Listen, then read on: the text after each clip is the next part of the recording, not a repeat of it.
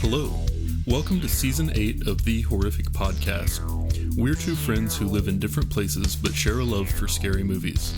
In each episode, we both watch the same movie on our own and then record a conversation together about what we liked, what we hated, if we were scared, and maybe even some larger truths about why people watch horror movies in the first place.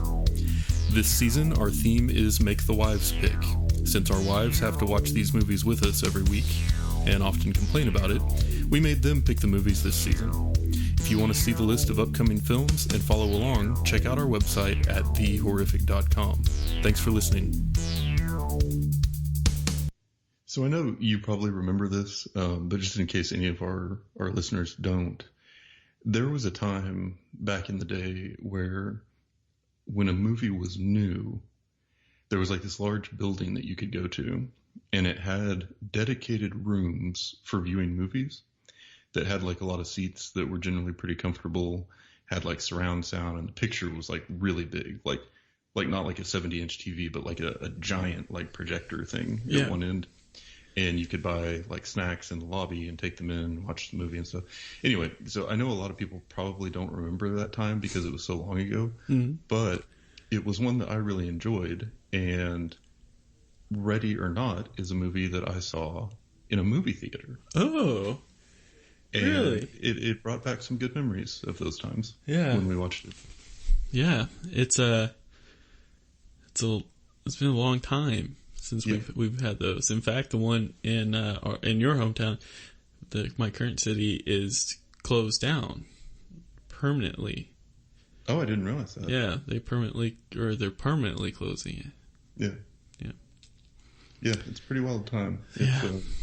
It's funny how like foreign some things seem now after, like 8 months. Yeah. That were just part of everyday life for so long. So pour one out for your local theater. Mm-hmm. That's crazy though. I didn't know you saw this in theaters. I did. Yeah, I enjoyed it. And this one definitely, we talk about, we try to evaluate the horrorness of the movies that we watch. And I think this one definitely had some horror elements that were kind of well done. I wouldn't necessarily judge it as a scary movie, though. Yeah. But anyway, I will introduce it, and then you can do your fun facts, and then we will get into the gory details. Yeah. In 2019, Fox Searchlight Pictures brought us Ready or Not, a dark comedy horror about a woman who marries into a rich family with dangerous traditions. This movie was directed by Matt Bettinelli-Olpin and Tyler Gillett, who are the same duo that directed VHS. This film stars Samara Weaving, who is not actually Margot Robbie, who knew, and it was made on a surprisingly low budget of around $6 million, but brought in about $57 million at the box office. It can currently be streamed on HBO Max. So Apple TV does this thing now where it doesn't recommend, so if you search for a movie, it won't tell you if it's like in Hulu or Netflix or Prime or anything. Maybe Prime, but not Hulu or Netflix, and or HBO. And I don't know how many weeks it took me before I realized that, and I paid to rent these movies, and then I just started searching for them myself. So I just thought I'd bring that up because I didn't. Margot Robbie was considered for the role of Grace. Really? Yeah, I wasn't gonna say that, but then when you said it's not Margot Robbie, I was like, oh, that's funny. So they just hired a lookalike. Yeah, a discount. This was one that I actually thought was kind of interesting. So, within one of the versions of Satanism, the term Shemaforish, if I pronounce that right, is used during rituals as outlined. Did you just summon a demon? Hell yeah, man. Is used in rituals in the Satanic Bible. The term is the equivalent to hallelujah in the sense that it's taken to mean Hail Satan when used in this context, which I thought was kind of interesting. And then the last fact, the masks that the Ladomas family used in the prologue are reminiscent of the masks used in the Twilight Zone episode the Twilight Zone, the masks. Yes. In 1964, where they are worn by members of a wealthy family. This is tying in not this season, but last season's current state of horror, where I feel like a lot of movies had some... I think a lot of people are just stealing old Twilight Zone episodes. Oh, most definitely. Yeah. Which is kind of sad. So, the last one, Samara Weaving, if that's how you pronounce it, had to be taught how to drive, or at least how to look like she's driving for the scene where she's driving. And also Chuck It Taylor's... did feel a little forced. Yeah, I could tell. Smoking a cigarette. Chuck Taylor's don't make that yellow Converse anymore. It had to be custom made for the film. Mm. And you know what? That's all I'm going to do. Nice. Well, so I mentioned before that this movie is kind of more of like a dark comedy than it is like a straight horror. Like I think there were definitely some like very intense and some very gory horror scenes, but there was a lot of humor injected throughout as well, and it was like darker comedy, but it wasn't the type of movie that just left you on the edge of your seat worried. It was one that I just found to be kind of generally entertaining and fun to watch. Yeah, I actually wrote down on my notes at the end that if you watch this as a horror, not necessarily the greatest. If you watch this as a comedy horror, like I get it. I get what they were doing. Like the Dell and Tucker versus Evil kind of thing. Yeah. A little less comedy, more darker. Yeah. Yeah, and I thought that since the thing that I've been harping about a lot lately is pace, I felt like this one was paced pretty well. And I like that they chose to have that flashback scene in the very beginning that was violent when Daniel and the other kid, whatever the brother's name was, are in the house while they're playing hide and seek, and then the guy in the suit comes in and he's got that arrow in his side, and then he yells to tell the rest of the family where he is, and they come and drag him away wearing the masks and stuff. Because it was nice that they like injected some danger in the beginning so that you sort of had that hanging over the rest of it. Because then it went to the scene with the wedding, and even though that was like funny and kind of like dark, it was not scary at all. But having that like backdrop of knowing that there was the potential of violence or danger or whatever, I feel like gave it that extra edge so that dark humor landed a lot better.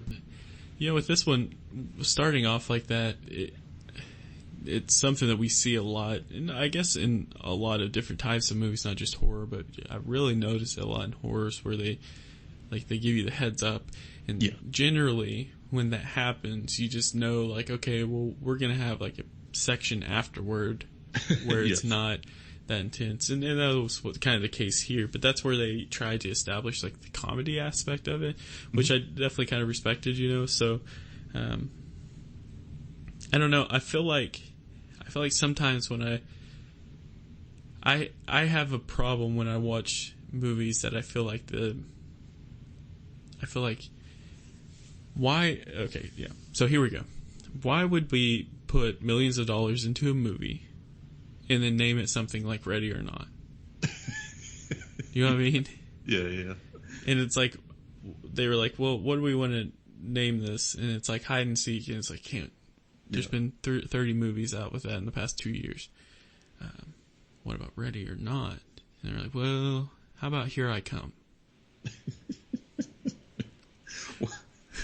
What about Truth or Dare? Exactly. That is a prime example. Yeah. But yeah, that's anyway, it kind of bothers me because it's like, look, you put a lot of work in just to name it something kind of lame. Let's Would you rather? Let's have let's have fun with it, Yeah.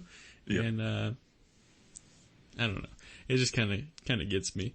But that's coming from like the guys who wrote songs and would name them like to ourselves, like Drop D or something, like Half Donnie, yeah. Yep. It's just like it had nothing to do with the song, and so But I think we would at least acknowledge that there's a difference between a working title and something you want to put on it before you release it to the public. You know? Which is what we definitely did. Which is why I still don't know the official name of some of the songs we used to play. But I have no idea. Yeah. Anyway, I get off topic, but yeah, I mean, this is definitely like an interesting idea. I think like it's not only it didn't just play into the fact of like this family is crazy. Yes. Like that's what you initially kind of think, like, okay, this is going to be like the rich versus poor kind of thing, or you know, someone just trying to find love and taking advantage of it, and then you realize, like, well, I actually think it's like they try to go even deeper and try to pull like some Satanism into it, you know, and or some, you know, some spiritual things into it, and yeah, just they at least tried, I guess, is where I'm getting at. Yeah, overall, I thought the story was actually pretty good. You know, given that it was like a horror comedy, you don't necessarily expect a lot of depth to the plot line.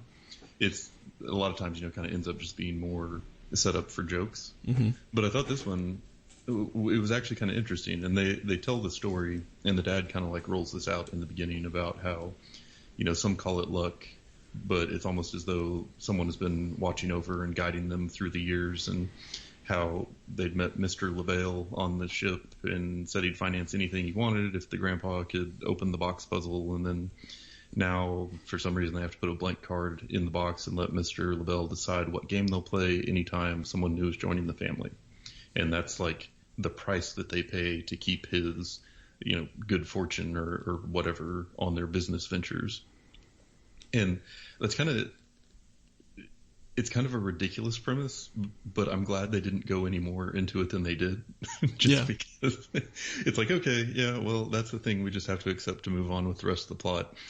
But then, you know, the way that integrated into the story, I thought was pretty good. And the idea that, you know, that it brought up the question of, you know, we all believe this to be true, but we don't really have any evidence that it is, but we're afraid to stop doing it because we're superstitious, essentially, is what it came down to. Yeah. And so, you know, they'd spent, at least 20 plus years doing this thing in a belief that it would have some outcome that they didn't have any way of proving or disproving other than not doing it, in which case they assumed they would all die. So it's like this weird cult, unfounded, like you just have to accept it type mentality. And the way that the different family members were reacting to that, I found to be very, like an interesting part of the story, right? Because it makes total sense that there would be people who are like, yeah, well, we just do this because the family has money and we need to keep dad happy. And then there are some who are like, yeah, we're the outsider, but I like being part of the family, so I'm just going to go along with it. And then there are some who like really sold out and believed it too. And I think that that's probably a fairly real depiction of how any random collection of people would respond to such a situation. Well, like tying it into like the spiritual aspect, like there are a couple things I kind of picked up, like when they had like Daniel and I think it was Emily or something like that. Mm-hmm. They had to dispose of like the maid, and they said take it to the goat pit. And then I thought of the witch with you know, with the goat and how it ties into kind of, you know, I guess Satanism or whatever that is. And it was just like, oh, that's actually kind of interesting to, like, thinking back on it. Like, it wasn't just like bits and pieces, or it wasn't just like added randomly like that this was the case. They actually tried to kind of hint towards it a few times throughout. Yeah, it felt like a very, like, just well-written script. Yeah, and it was, you know, they made the comment early on, which is when I had kind of like a theory that it was going to be, that was what it was going to be about, was when like Adam Brody's character, who played Daniel, said something like, I can't remember, I think it was his wife said, she's not like us, and he said, yeah, she has a soul. And I was like, oh, okay, here we go. But, yeah.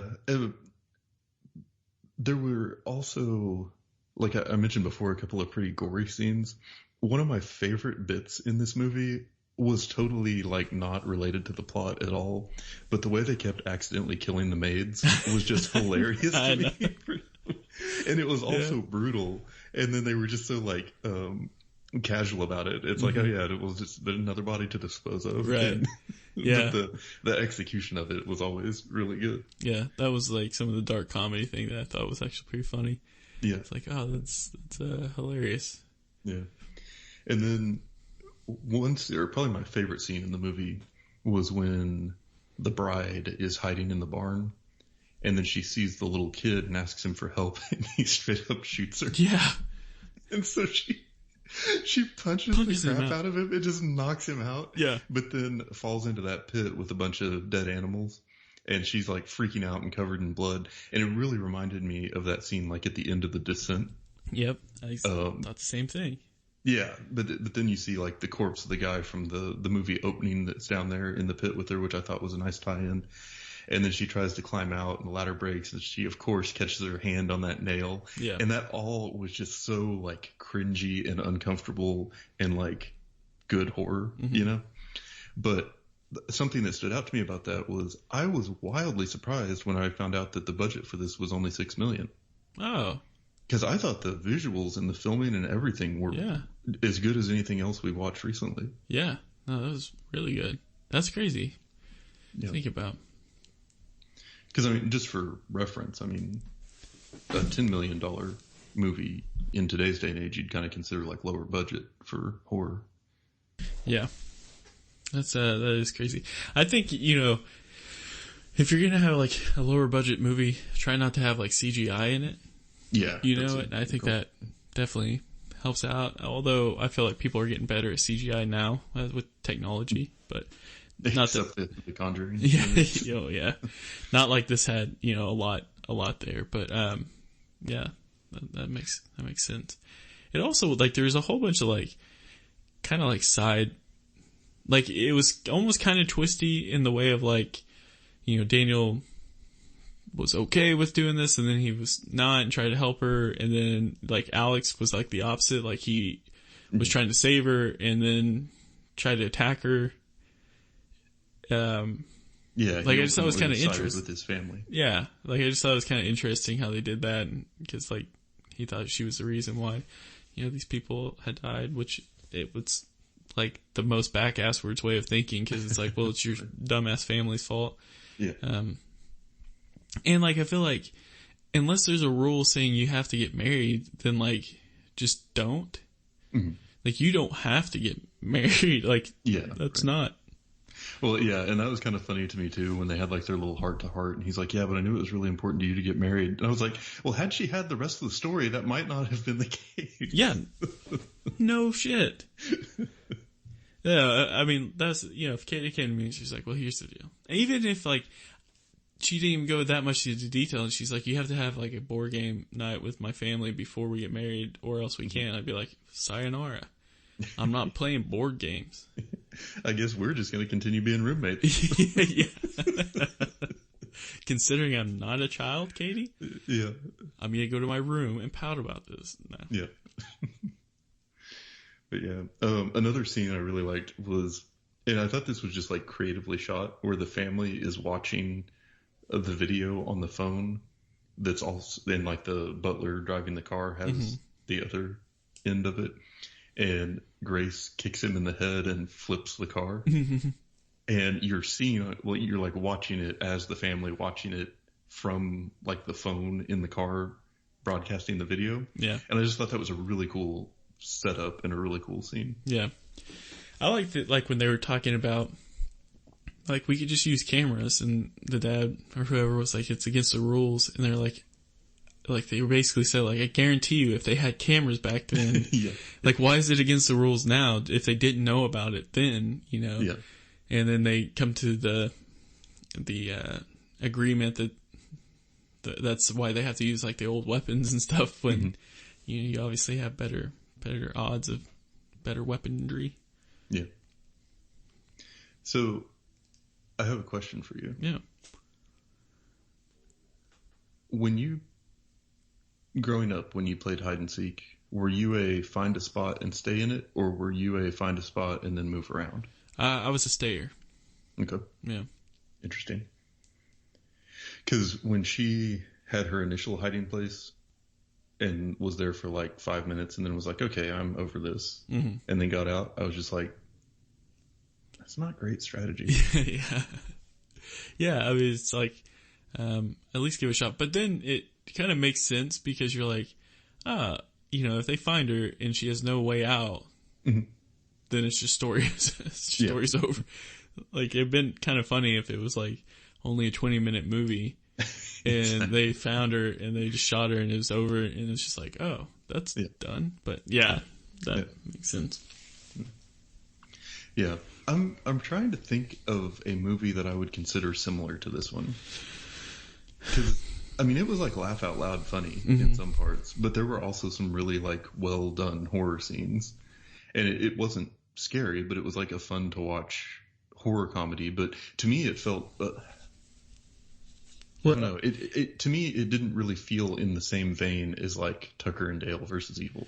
Well, yeah, I think the difference between those is I feel like Tucker and Dale versus Evil was like making a comedy out of like their mishaps, I guess, or something like that. Yeah. This one was like had relatively serious background with funny things happening during it. Yeah. A lot of the times you run into with horror comedies is, and I assume is from like the Scary Movie franchise or whatever. Yeah. Those started first, where they're like legit making fun of those movies to get the laugh. They're making a joke out of them. I feel like this one was just like let's just make a really dark comedy and add some blood and gore to it. Like, I don't think that they tried to insult the genre as much of horror as much as just like give it a laugh. Like if Would You Rather didn't take themselves so serious, Sure. Yeah. I mean, all in all, it was, for me, it was almost kind of a little straightforward movie. It had some good laughs in it, had some horror scenes. It's definitely in the horror comedy realm that a lot of people try to do. Yeah. That couldn't, like, it wasn't a horror that had a couple laughs to break up, like, the intense. Like, this was, I think, made to be the comedy. Yeah, I mean, for me, this was like a perfect movie theater experience. It's like, date night, let's go order some food and watch a movie that everyone will enjoy. And, it was a good one for that. Yeah. And I really enjoyed it the second time through as well. Yeah. Yeah, for sure. I definitely recommend it. Yep. Give it a thumbs up. Go watch it. Just know what you're getting into. And yeah, we will be back next time with another review of a movie that is most certainly not a comedy. I can't wait. And that's it for today's episode. If you've listened this far, then thank you, and we hope you've enjoyed it. We're always looking for new ideas, so if you have any questions, comments, or movie suggestions, please send us an email at thehorrificpod@gmail.com, or feel free to comment on or message our Facebook page. Just search for The Horrific Podcast. Thanks for listening.